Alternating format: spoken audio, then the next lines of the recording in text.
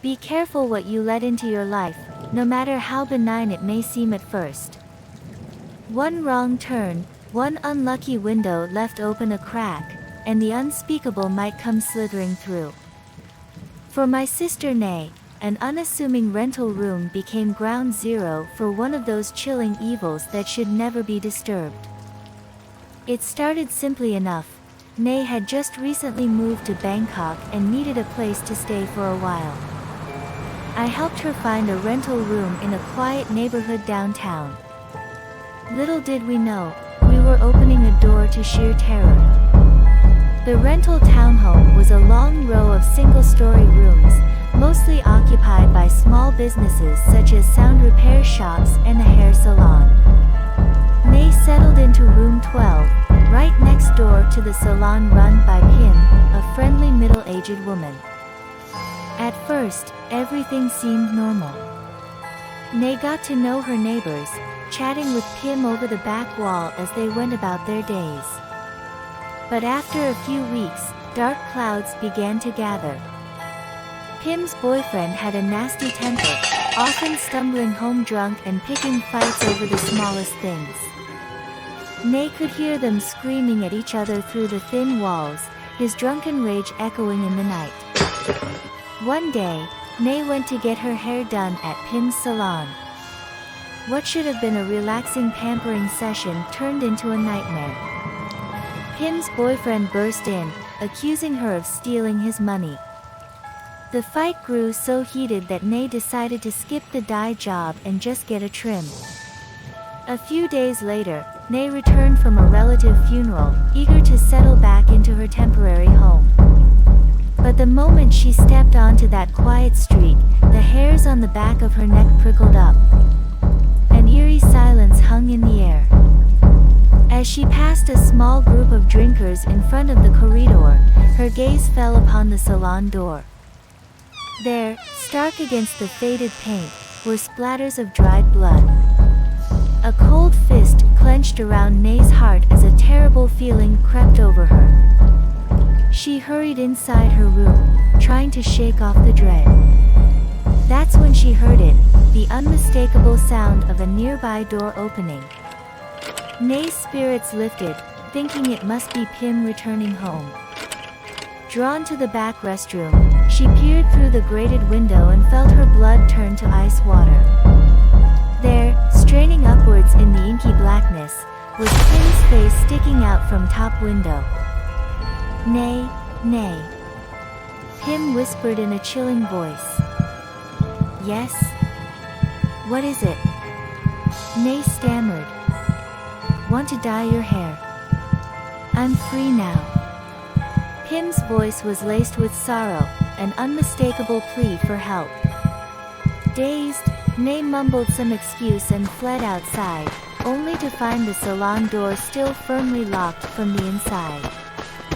That's when the drinker pulled her aside and dropped a horrific bombshell. Pim was dead, murdered by her enraged boyfriend just days before. As the truth sank in, a blood-curdling scream rose in Nay's throat. By the time Nay came to her senses, she was fleeing into the night, putting as much distance as possible between herself and that place of unspeakable evil. To this day, she's haunted by the knowledge that some souls are forever restless, their anguished cries echoing through the veil between our world and the next. So keep those lights on at night, and hit that subscribe button for more real paranormal horror stories that will keep you awake long past midnight. You've been warned, the dead are restless. 10 years ago, after Jang's high school graduation, a group of friends ventured down a road they would soon regret traveling. It began innocently enough, a farewell party with alumni talking and reminiscing about their newfound freedom. But around midnight, an alumnus named Nguyen suggested something more. Exciting. Now that we've graduated, why don't we do something fun? His idea? Explore a notorious abandoned house on the way back. Despite the ominous whispers surrounding it, the thrill of investigating the unknown proved too tantalizing to resist. They arrived at the decrepit wooden house, raised up from the earth as if perched upon twisted talons. Thick shadows cloaked it in uncomfortable searched underneath, scouring the musty undercarriage. Yet they found nothing out of the ordinary, prompting them to breach the house itself. The creaking of old wood and steel accompanied their cautious footsteps as they crept inside. Jang's friend Golf muttered in disappointment, "There's nothing here. We might as well just drink instead." After thoroughly scouring the decaying interior, they headed back downstairs, unaware of the grave misstep they had taken by trespassing in that unhallowed place. As they prepared to leave, their path intersected with two teenage girls stranded at a roadside shelter with a broken-down motorcycle. Being decent folk, Jang's group offered the stranded pair a ride to get gas. One of the girls borrowed Golf's phone to update her mother, her voice thin and wispy over the line. "We're with some guys getting gas since we ran out." But when they arrived at the gas station around 1 a.m., it was closed and dark. The girls instructed them to simply take them back to the roadside shelter near their stalled bike. About 20 minutes after leaving the gas station, one of the girls questioned their newfound chauffeurs. "So where were you guys coming from anyway?" Jang tried to brush it off. "Just that old abandoned place back there, but it wasn't as exciting as we thought." That's when Golf revealed the small carved box he had pocketed from inside, a twisted smile crossing his lips. "Well, we got this at least, so the trip wasn't a total waste." The girl's eyes went wide with horror. "You took their stuff? Don't you know what might happen if they want it back?"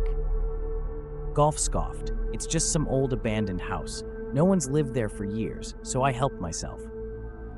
"You shouldn't have done that," she warned, dread soaking her words. "Be careful. They might come for it." After half an hour driving through the inky blackness, sparsely illuminated by the truck's headlights, Jang asked how much farther to the girls' home. One replied that it was just past the next intersection up ahead. But after guiding them through the turn, she instructed Nuang to pull over, saying her mom was waiting for them there. As Nuang began the U-turn, the truck's engine suddenly died with an ungodly rattle, suspended in the center of the empty road. That's when all hell broke loose. Jang's friends in the truck bed began pounding frantically on the rear window, screaming at the top of their lungs. A disturbing groan seemed to rise from the earth itself, surrounding them in an unholy darkness.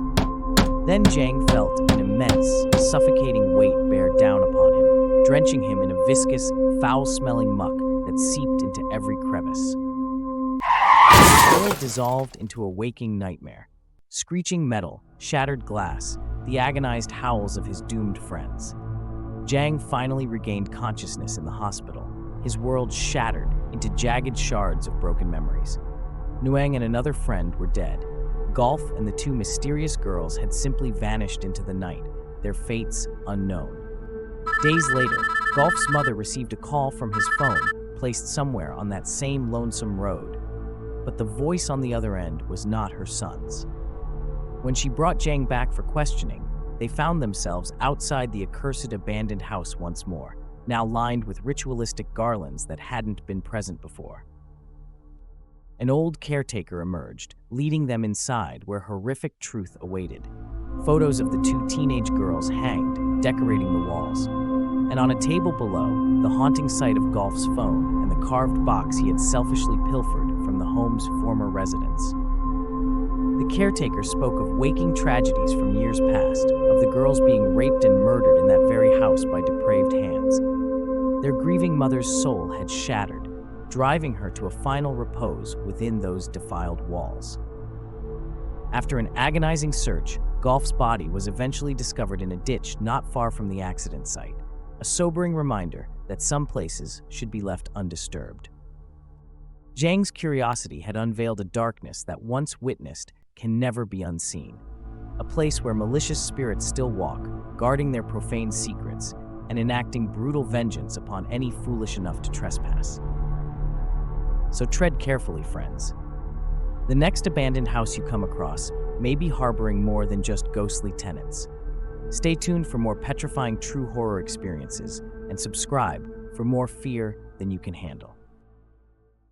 The road to northern part of Thailand had always been shrouded in mystery, with tales of unexplained phenomena lurking in the mountains.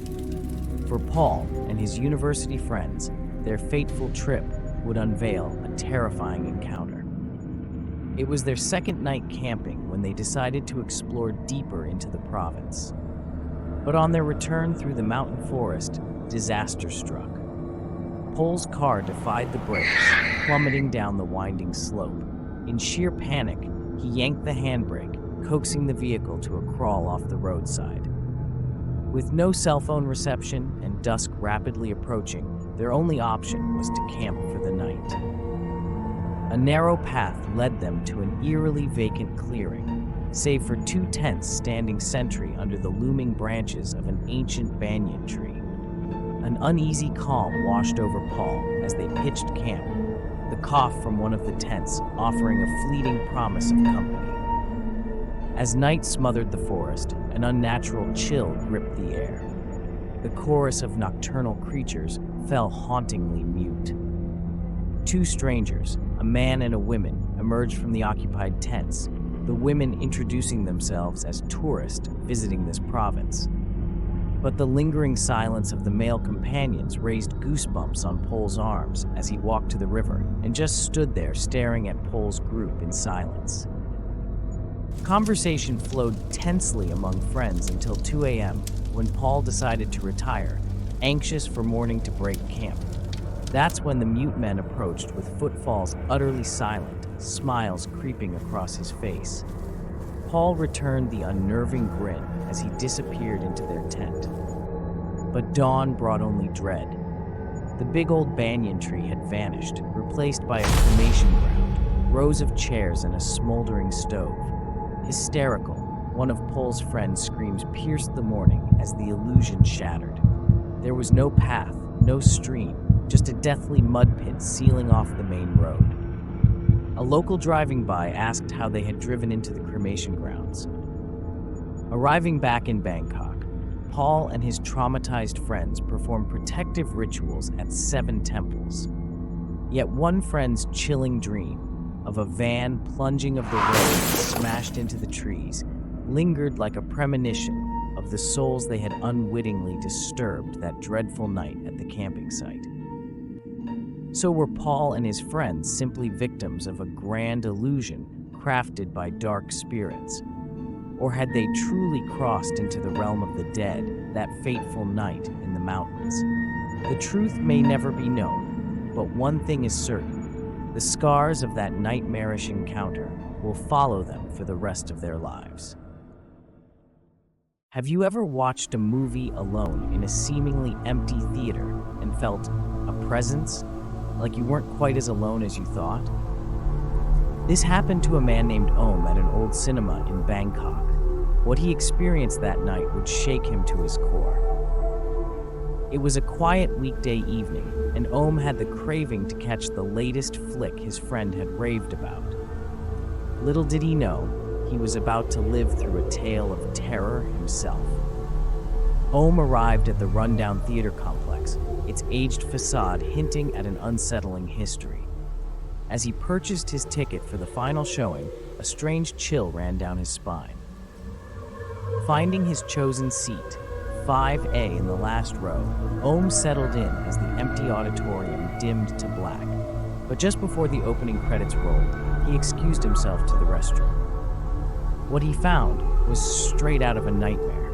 The cavernous men's room was thick with silence, every stall door hanging open except one. Om's eyes widened as he heard a soft sobbing from the closed stall. Back in the theater, Om tried to keep his racing mind at ease. Telling himself it was just an overlooked patron, he returned to his seat, now noticing a few scattered figures had joined him.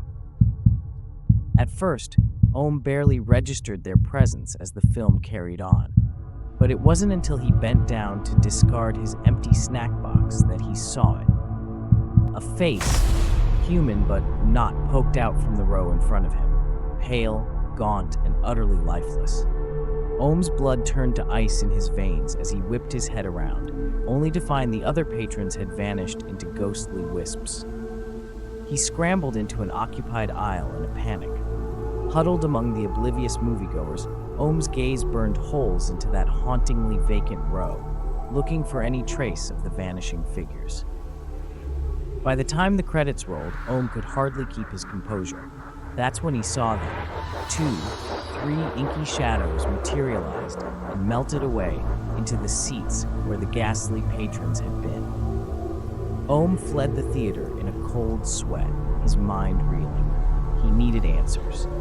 When he confronted the staff about what he had encountered, their chilling response confirmed his darkest suspicions.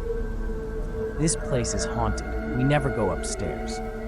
In that moment, Ohm realized his friend's own disturbing experience here was no mere fiction.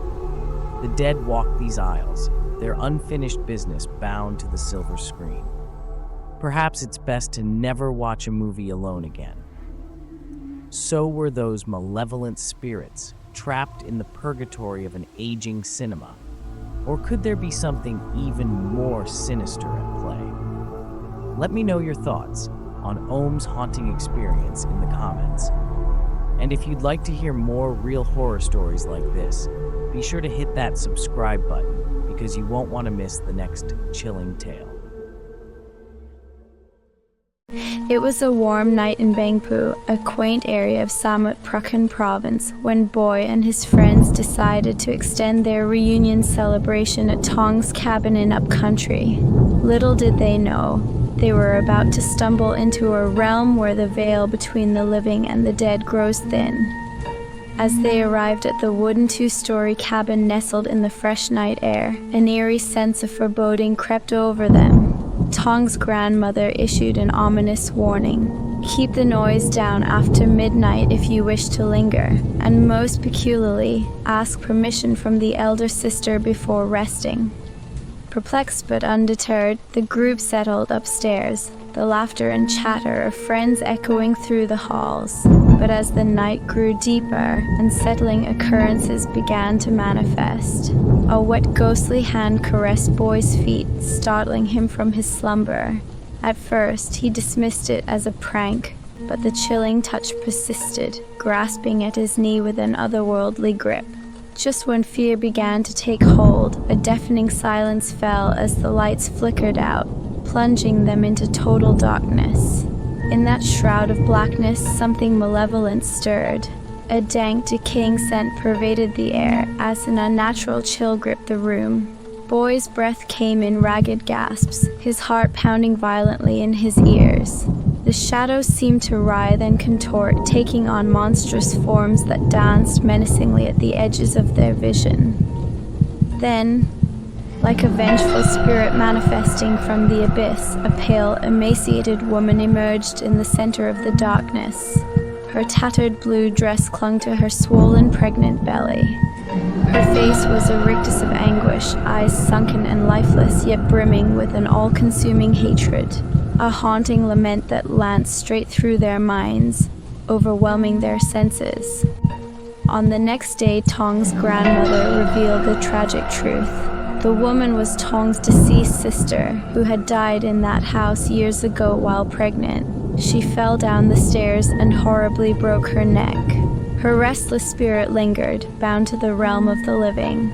This bone-chilling tale is just one of many real-life paranormal experiences that will leave you questioning the boundaries of the unknown. If you crave more eerie encounters and unsettling mysteries, make sure to hit that subscribe button. A vast realm of haunting stories awaits those brave enough to cross the veil.